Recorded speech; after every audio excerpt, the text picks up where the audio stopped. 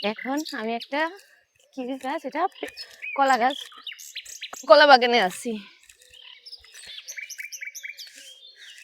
সবগুলো এখনো ছোট ছোট, কলা ধরা হয়নি। একটা মনে হয় একটু বড় হয়েছে।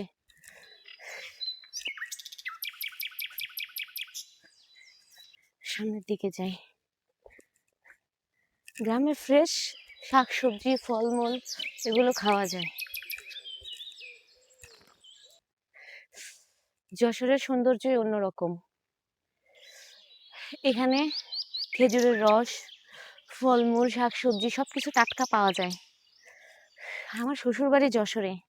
শীতকালে তো আসা হয়ই, এছাড়াও ৩-৪ মাস পর পরই আমরা ঘুরতে আসি।